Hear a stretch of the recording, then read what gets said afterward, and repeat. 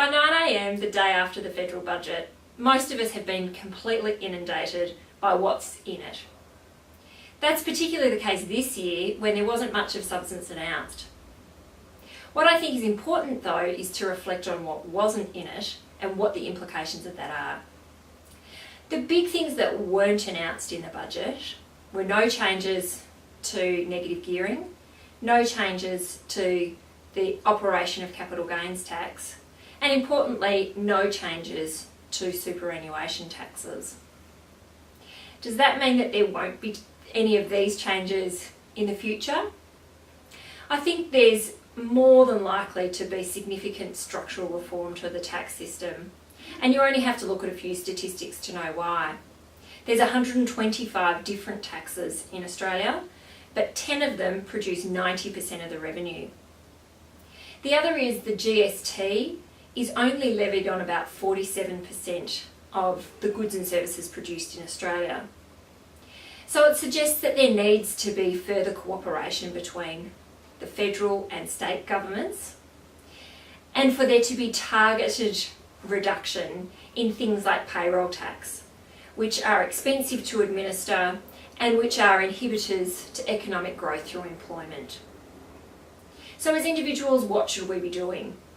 We'd make a strong argument to suggest that you continue to use superannuation actively, notwithstanding our firm view that there's likely to be a substantial diminution in the attractiveness of tax concessions in super in the relatively near future.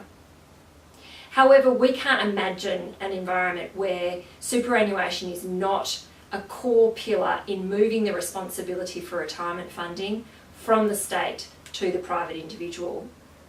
So we think that continuing to try and seek the legitimate tax shelter within superannuation makes good sense. Having said that, it's about having diversification of tax structure, and having every last dollar tied up in super is not a good risk management strategy, because in addition to dilution of tax concessions, we think it's almost certain that there's likely to be some restriction on the amount you can take from super as lump sums at some point in the future. In addition, we think that looking for assets that provide some level of capital protection makes sense. And cash, while it's not very attractive, and certainly returns on cash not only are reducing because of reduced interest rates, but potentially with deposit taxes further eroding the return from cash, it's important to have a good buffer against uncertainty. And once you get to the point where you're relying on your assets to produce all of your income, we'd suggest trying to build up 2 years' worth of capitalised living expenses. So 2 years of what you spend as a rolling cash balance makes really good sense.